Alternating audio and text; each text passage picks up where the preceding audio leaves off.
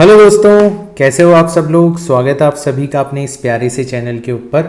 आप सभी को पता है कि हम लोग आपसे रोज़ डेली एक्शन प्लान के अंदर एक क्लास शेयर करते हैं, फिर उसके ऊपर एक 15 क्वेश्चंस का क्विज आपके साथ में शेयर किया जाता है। तो आज का हमारा जो टॉपिक था वो था डिफ्रैक्शन एंड पोलराइजेशन, और ये हमारा क्विज है 15 क्वेश्चन से 1 बाय 1 सभी क्वेश्चंस के अपन सॉल्यूशंस देखते हैं। सो क्वेश्चन 1 हमें पूछा जा रहा है the Brewster angle i b for an interface should be, उसकी रेंज पूछी जा रही है। तो हमें पता है कि tan ऑफ आई बी जो होता है वो किसके इक्वल होता है, म्यू के इक्वल होता है, और म्यू की वैल्यू जो होती है वो हमेशा ग्रेटर देन 1 होती है। इसका मतलब आई बी की जो वैल्यू हो जाएगी वो हमेशा ग्रेटर देन tan इनवर्स 1 के इक्वल हो जाएगी, और tan इनवर्स 1 का मतलब होता है 45 डिग्री। तो 45 डिग्री से हमेशा ज़्यादा होगा ब्रूस्टर एंगल, और 90 डिग्री से हमेशा कम होगा। ये मैंने क्लास के अंदर आपको डायरेक्ट भी बताया था, यानी कि हमारा ऑप्शन नंबर ए जो है वो करेक्ट हो जाना चाहिए। क्वेश्चन 2 पर चलते हैं। Second question, when the angle of incidence on a material is 60 degree the reflected light is completely polarised. अब रिफ्लेक्टेड लाइट कंप्लीटली पोलराइज्ड कब होती है, जब आपका एंगल ब्रूस्टर एंगल के इक्वल हो। इसका मतलब हमें बेसिकली ब्रूस्टर एंगल दे रखा है ये 60 डिग्री।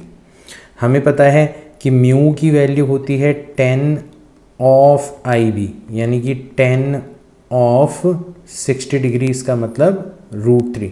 और एक डेफिनेशन म्यू की होती है स्पीड इन वैक्यूम, यानी कि 3 × 10⁸ divided by speed in medium, जो कि हमें निकालनी है।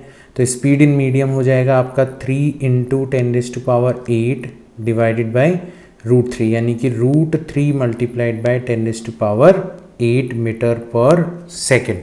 ऑप्शन 3 हमारा क्या हो जाना चाहिए, करेक्ट हो जाना चाहिए। थर्ड क्वेश्चन देखते हैं। Through which character we can distinguish the light waves from sound waves. दोनों वेव्स हैं, बट हमें पता है जो लाइट वेव्स हैं वो ट्रांसवर्स वेव्स हैं, ठीक है। और ट्रांसवर्स वेव्स हैं, इसका मतलब वो क्या शो करेंगी, पोलराइजेशन शो करेंगी। और अगर अपन साउंड वेव की बात करें तो साउंड वेव्स जो हैं वो लॉन्गिट्यूडनल वेव्स हैं, और लॉन्गिट्यूडनल वेव्स के लिए आपका पोलराइजेशन जो है वो एग्जिस्ट नहीं करता, ठीक है, नो पोलराइजेशन। बस आंसर हमें मिल गया। पोलराइजेशन के बेसिस पे हम लोग बता सकते हैं। ऑप्शन 3 हमारा करेक्ट हो जाना चाहिए। फोर्थ देखते हैं। Two nicols are oriented with their principal planes making an angle of 60 degree. The percentage of incident unpolarised light, तो हमारी अनपोलराइज लाइट है, उसकी इंटेंसिटी अपन आई मान लेते हैं। उसको सबसे पहले प्रिज्म P1 से गुजारते हो आप, तो इंटेंसिटी रह जाती है I divided by 2 just half, और फिर उसके बाद में उसको आप P2 से गुजारते हो तो मेलस लॉ लगाओगे, input intensity that is I divided by 2 multiplied by cos square angle between them that is 60 degree. तो ये आ जाएगा आपका I0 divided by 2, I divided by 2, cos 60 की वैल्यू होती है 1/2, उसका स्क्वायर करेंगे 1/4, तो ये हो जाएगा I डिवाइडेड बाई 8। तो ये आपकी आउटपुट इंटेंसिटी हो गई ओवरऑल, और ये इनपुट इंटेंसिटी हो गई। तो परसेंटेज के अंदर अगर अपन आंसर निकालेंगे तो output intensity divided by input intensity multiplied by 100, यानी कि 100 डिवाइडेड बाय 8, यानी कि 12.5% हमारा आंसर आ जाना चाहिए। Option 3 is correct, right. Next question देखते हैं। Question number 5। A light has an amplitude a, an angle between analyser and polariser is 60 degree. Light is transmitted by analyser has an amplitude. तो हमें पता है कि अगर इंटेंसिटी आई है शुरुआत में और तुम उसको पोलराइजर से गुजारोगे तो इंटेंसिटी रह जाएगी आपकी I डिवाइडेड बाय 2। फिर उसको आप दोबारा एनालाइजर से गुजारोगे तो मेलस लॉ लगाओगे, इंटेंसिटी हो जाएगी input intensity multiplied by cos square angle between them that is 60 degree, यानी कि अभी अभी हमने निकाला था I डिवाइडेड बाय 8। तो हमें पता है कि जो इंटेंसिटी होती है वो एम्पलीट्यूड के स्क्वायर के इक्वल होती है। तो A डैश का square divided by A square जो होगा वो हो जाएगा I divided by 8 divided by I से I कैंसिल आउट हो गया, A डैश हो गया आपका A स्क्वायर डिवाइडेड बाय 8, यानी कि A डैश की वैल्यू आ जाएगी आपकी A डिवाइडेड बाय 2√2, यानी कि ऑप्शन नंबर 4 हमारा करेक्ट हो जाना चाहिए। ठीक है, 6th पर चलते हैं। Angular width of the central maxima in the Fraunhofer diffraction for lambda is equal to 6000 angstrom. तो हमें पता है कि एंगुलर विड्थ जो होती है वो डायरेक्टली प्रोपोर्शनल होती है किसकी, लैम्डा की। उसका फॉर्मूला होता है ट्वाइस ऑफ लैम्डा अपॉन ए, यानी कि आपकी theta dash divided by theta naught जो है वो किसके बराबर हो जाना चाहिए, lambda dash divided by lambda के इक्वल हो जाना चाहिए। अब हमें कह रखा है the angular width decreases by 30%, 30% घट गई तो बची कितनी, 70%। तो आपका थीटा डैश हो जाएगा 70% ऑफ थीटा नॉट, और ये वैल्यू उठा के जब अपन यहाँ पे रखेंगे तो ये हो जाएगा 70 divided by 100 theta naught divided by theta naught, ये तो आपस में कैंसिल आउट हो ही जाएंगे। Lambda dash divided by lambda, तो यहाँ से लैम्डा डैश की वैल्यू आ जाएगी 70 डिवाइडेड बाय 100। लैम्डा हमें दे रखा है 6000 एंगस्ट्रॉम, तो हमारा आंसर आ जाएगा 4200 एंगस्ट्रॉम। ऑप्शन नंबर 2 हमारा क्या हो जाना चाहिए, करेक्ट हो जाना चाहिए। 7th क्वेश्चन पर चलते हैं। चलो, N astronomical reflecting telescope will have large angular magnification. तो हमारा जो मैग्नीफाइंग पावर होता है वो होता है basically FO divided by FE। तो अगर ये हमारा लार्ज है तो ये डायरेक्टली प्रोपोर्शनल है FO के, इसका मतलब हमारा ऑब्जेक्टिव लेंस का फोकल लेंथ भी क्या हो जाना चाहिए, लार्ज हो जाना चाहिए।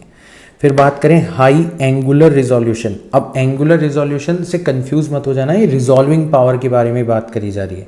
तो आपकी रिजॉल्विंग पावर जो होती है टेलीस्कोप की वो किसके बराबर होती है, तो वो होती है आपकी A डिवाइडेड बाय 1.22 लैम्डा। तो यहाँ पर ये अगर हाई है तो हमारे डायमीटर A की वैल्यू भी क्या हो जानी चाहिए, लार्ज हो जानी चाहिए। इसका मतलब large focal length and large diameter हमें चाहिए, यानी कि ऑप्शन 3 हमारा क्या हो जाना चाहिए, करेक्ट हो जाना चाहिए। 8th पर चलते हैं। Two Polaroids P1 and P2 are placed with their axis perpendicular to each other. Unpolarized light I0 is incident on P1। तो I0 को आपने इंसिडेंट करवाया किसके ऊपर, P1 के ऊपर। हमें पता है आउटपुट जस्ट हाफ हो जाएगा I0 डिवाइडेड बाय 2। ठीक है, अब P1 और P2 के बीच में तो एंगल 90 है। A third Polaroid P3 is kept in between P1 and P2 such that its axis makes an angle of 45 degree. तो P1 के बाद में रखा हुआ है कौन, P3, कितने एंगल पर, 45 डिग्री पर। तो इंटेंसिटी मिलेगी हमें input intensity multiplied by cos square of angle that is 45 degree. और फिर इसके बाद में हम गुजार रहे हैं P2 से, तो फिर हमें इंटेंसिटी कितनी मिलेगी, input intensity I0 divided by 2 cos square 45 degree multiplied by cos square 45 degree. तो आपका फाइनल आंसर आ जाना चाहिए I0 divided by 2 multiplied by 1/2 multiplied by 1/2 cos 45 1/√2 उसका स्क्वायर करेंगे तो 1/2 हो जाएगा। तो आपका आंसर आ जाएगा I0 डिवाइडेड बाय 8, यानी कि ऑप्शन 2 हमारा करेक्ट हो जाना चाहिए। 9th क्वेश्चन देखते हैं। कह रखा है the ratio of resolving powers of an optical microscope. तो माइक्रोस्कोप की जो रिजॉल्विंग पावर होती है वो होती है 2 mu sign beta divided by 1.22 lambda. तो रिजॉल्विंग पावर जो है वो बेसिकली लैम्डा के इन्वर्सली प्रोपोर्शनल है। इसका मतलब resolving power 1 divided by resolving power 2 जो होगा वो लैम्डा 2 डिवाइडेड बाय लैम्डा 1 के इक्वल हो जाएगा, यानी कि 6000 एंगस्ट्रॉम डिवाइडेड बाय 4000 एंगस्ट्रॉम, यानी कि 3 divided by 2। Option number B आपका क्या हो जाना चाहिए, करेक्ट हो जाना चाहिए। नेक्स्ट क्वेश्चन देखो, question number 10। A linear aperture whose width is 0.02 centimeter is placed immediately in front of a lens of focal length 60 centimeter। ठीक है, the aperture is illuminated normally by a parallel beam of wavelength. The distance of the first dark band of the diffraction pattern from the center of the screen is. ठीक है, तो हम लोग क्या करेंगे, यहाँ पर हमें फर्स्ट डार्क बैंड के बारे में बात करी जा रही है। तो हमें पता है कि फर्स्ट डार्क बैंड कहाँ पर बनता है, जहाँ पर एक्सट्रीम पॉइंट से पहुँचने वाली लाइट के बीच का पाथ डिफरेंस लेमडा हो जाए। एन लेमडा होता है ना, एन की वैल्यू अपन 1 रख देंगे। ठीक है, चलो, या फिर हम डायरेक्ट ये भी कह सकते हैं कि हमारा फर्स्ट डार्क पॉइंट जो होता है वो सेंटर से कितनी डिस्टेंस के ऊपर होता है, lambda times D divided by A distance पर होता है। तो हमें यहाँ पर लेमडा दे रखा है कितना, फोकल लेंथ लेमडा दे रखा है 5 इंटू 10⁻⁻5 सेंटीमीटर का मतलब 10⁻⁻2 और लगा दो तो हो जाएगा 5 इंटू 10⁻7 मीटर्स। अब ये जो कैपिटल डी है ना, यही हमारी फोकल लेंथ हो जाएगी, क्योंकि फ्रॉन-हॉफर डिफ्रैक्शन के अंदर हम लोग लेंस रख देते हैं जस्ट स्लिट के बाद में। तो इफेक्टिवली जो फोकल लेंथ होती है लेंस की, वही हमारे स्लिट और स्क्रीन के बीच की डिस्टेंस होती है, और वो हमें दे रखी है यहाँ पर 60 सेंटीमीटर, यानी कि 60 इंटू 10⁻2 मीटर। और ए हमें दे रखा है यहाँ पर 0.02 सेंटीमीटर। सेंटीमीटर का मतलब हो जाएगा 10⁻2 मीटर। तो हमारा आंसर आ जाएगा lambda, that is 5 into 10⁻7 into capital D, यानी कि 60 into 10⁻2 divided by A 0.02 into 10⁻2। ये डेसिमल हटाओगे तो फर्दर आप 10⁻2 से मल्टीप्लाई कर सकते हो। ये -2 से -2 कैंसिल आउट हो गया। ठीक है, इस -2 को आप ऊपर ले जाओगे तो ये +2 बन जाएगा, और +2 और -7 में लड़ाई होगी तो बचेगा -5 इंटू 60 करोगे। ठीक है, 60 को 2 से डिवाइड कर देना तो 30 बच जाएगा। तो ये हो जाएगा आपका 150 मल्टीप्लाइड बाय 10⁻5। ठीक है, तो इसको आप ऐसे भी लिख सकते हो, 10⁻2 रहने दो, बाकी 1000 से आप डिवाइड कर दो तो ये हो जाएगा 0.15 इंटू 10⁻2, यानी कि 0.15 सेंटीमीटर। तो ऑप्शन 2 हमारा जो है वो यहाँ पर करेक्ट हो जाना चाहिए। नेक्स्ट क्वेश्चन देखते हैं, question number 11। In a diffraction pattern due to a single slit of width a, the first minimum is observed at an angle 30 degree. अब यहाँ पे एंगल हमें बड़ा दे रखा है, तो हम लोग यहाँ पे अप्रॉक्सीमेशन यूज नहीं करेंगे। हम लोग लिखेंगे कि हमारा जो पाथ डिफरेंस है, हमने क्लास के अंदर देखा था डायग्राम के अंदर, पाथ डिफरेंस हुआ करता था किसके इक्वल, ए साइन थीटा के इक्वल। तो अगर वो एन लेमडा के इक्वल हो जाता है तो डार्क फ्रिंज मिलती है। ठीक है, तो क्या मिलती है हमें, डार्क फ्रिंज मिलती है। तो हमें यहीं पर कह रखा है कि फर्स्ट मिनिमम का मतलब हो गया n इज इक्वल टू 1, तो a साइन 30 डिग्री हमें कितना दे रखा है, लेमडा दे रखा है, n की जगह 1 रख दिया, तो a डिवाइडेड बाय 2 कितना आ जाएगा, लेमडा, यानी कि a की वैल्यू आ जाएगी 2 लेमडा। तो पहले तो हमें ये चीज़ पता चल गई। फिर उसके बाद में पूछा है कि द फर्स्ट सेकेंडरी मैक्सिमा के लिए कंडीशन हुआ करती थी कि a साइन थीटा जो है वो किसके बराबर हो जाना चाहिए, 3 लेमडा डिवाइडेड बाय 2 के बराबर हो जाना चाहिए। a की जगह अपन यहाँ पे 2 लेमडा रखेंगे, sine theta is equal to 3 lambda divided by 2, lambda से लेमडा कैंसिल आउट हो गया, तो साइन थीटा हो जाएगा आपका 3 डिवाइडेड बाय 4, तो थीटा की वैल्यू हो जाएगी आपकी साइन इनवर्स 3 डिवाइडेड बाय 4। इस एंगल पर आपका फर्स्ट सेकेंडरी क्यों बोल रहे हैं इसको, सेकेंडरी मैक्सिमा ही बोल देना चाहिए था। ऑप्शन नंबर 4 हमारा क्या हो जाना चाहिए, करेक्ट हो जाना चाहिए। अच्छा क्वेश्चन है बच्चों, थोड़ा सा आपको कॉन्सेप्ट पता होना चाहिए। 12th क्वेश्चन देखते हैं अपन। At the first minimum adjacent to the central maximum of a single slit diffraction pattern, the phase difference between the Huygens wavelet from the edge of the slit and the wavelet from the midpoint of the slit is. तो edge से midpoint के बीच का जो path difference है, ठीक है, अगर मिनिमा की अपन बात करते हैं तो वो कितना होता है, लैम्डा बाय 2 होता है। पाथ डिफरेंस कितना होता है, लैम्डा बाय 2। इसी के बेसिस पे तो हमने एक्सप्लेन किया था कि दोनों पोर्शन एक दूसरे को कैंसिल आउट कर लेते हैं। और लैम्डा बाय 2 का जो पाथ डिफरेंस है उसके कॉरस्पॉन्डिंग जो फेज डिफरेंस होगा, तो लैम्डा कितने फेज के इक्वल होता है, 2 पाई।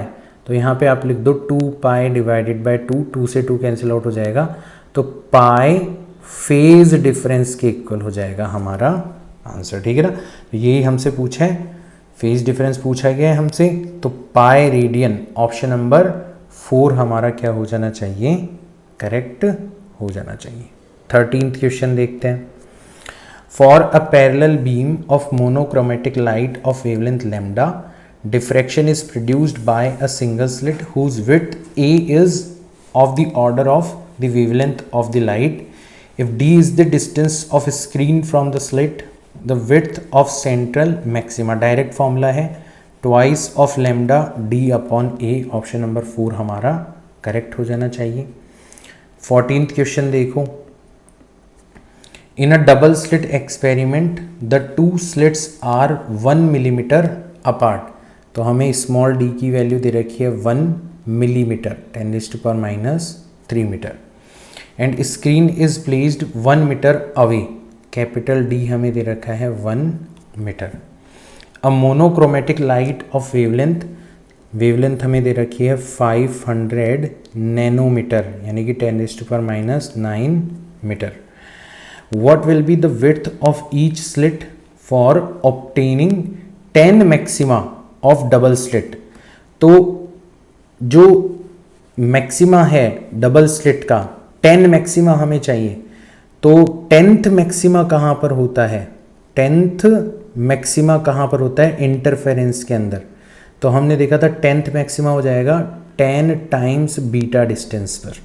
कितने डिस्टेंस पर, 10 टाइम्स बीटा डिस्टेंस पर। तो 10 टाइम्स बीटा करेंगे तो ये हो जाएगा 10 times lambda capital D upon small D. इतना हमें क्या चाहिए, मैक्सिमा चाहिए, इतने मैक्सिमा चाहिए with in the central maxima. अब सेंट्रल मैक्सिमा ऑफ डिफ्रैक्शन, इसकी वैल्यू कितनी होती है, इसकी वैल्यू होती है लैम्डा डी अपॉन ए। यहाँ पे ए हमारी साइज है, तो हमसे यही पूछा गया है कि बताओ हर स्लिट की विड्थ कितनी होगी, मतलब ए क्या होगा। कैसे कि हमारे एक सेंट्रल मैक्सिमा ऑफ डिफ्रैक्शन के अंदर 10 मैक्सिमा ऑफ इंटरफेरेंस पैटर्न समाये हुए हों। तो लैम्डा डी से आपका लैम्डा डी कैंसिल आउट हो गया, तो ई की वैल्यू हो जाएगी आपकी डी डिवाइडेड बाय 10। डी कितना दे रखा है, 1 × 10⁻³ डिवाइडेड बाय 10, यानी कि 0.1 mm। ये हमारा आंसर आ जाना चाहिए। अच्छा, एक मैंने यहाँ पे मिस्टेक कर दी, आप लोग मत कर देना। सेंट्रल मैक्सिमा की जो विड्थ होती है वो twice of lambda D upon A होती है, ठीक है ना। तो यहाँ पे twice of lambda D upon A करो, इसका मतलब आपका ए जो होगा वो हो जाएगा twice of D divided bye 5। तो इसको 2 से मल्टीप्लाई कर दो, 2 से मल्टीप्लाई करोगे तो 0.2 mm। ऑप्शन नंबर 4 आपका क्या हो जाना चाहिए, करेक्ट हो जाना चाहिए, ठीक है। लास्ट क्वेश्चन देखते हैं, 15वां क्वेश्चन। A beam of light of lambda is equal to 600 nanometre from a distant source falls on a single slit 1 mm wide. तो क्या क्या दे रखा है, लैम्डा दे दिया गया है 600 नैनोमीटर, सिंगल स्लिट जिसकी विड्थ हमें दे रखी है 1 mm यानी कि 10⁻³ metre. The resulting diffraction pattern is observed on screen 2 metre away, capital D हमें दे रखा है 2 metres. The distance between first dark fringe on either side of the central bright fringe is. तो बेसिकली हमें central bright fringe जो है उसकी width पूछी गई है, तो डायरेक्ट हमारा जो आंसर होगा वो कितना हो जाएगा, twice of lambda D divided by A, यानी कि twice of 600 into 10⁻⁹ into 2 divided by A, that is 1 into 10⁻⁻3। तो ये हो जाएगा आपका 2 इंटू 2 4 इंटू 6 करेंगे तो 2400 इंटू -3, और -3 ऊपर चला जाएगा, +3 बन जाएगा, -9 और +3 में लड़ाई चलेगी तो 10⁻⁶ बचेगा। ठीक है, इसको अपन ऐसे भी लिख सकते हैं, 1000 से डिवाइड कर देंगे तो 2.4 इंटू 10⁻⁻3 यानी कि 2.4 मिलीमीटर। ऑप्शन 4 हमारा क्या हो जाना चाहिए, करेक्ट हो जाना चाहिए। तो आई गेस हमारा जो क्विज था वो मॉडरेट था।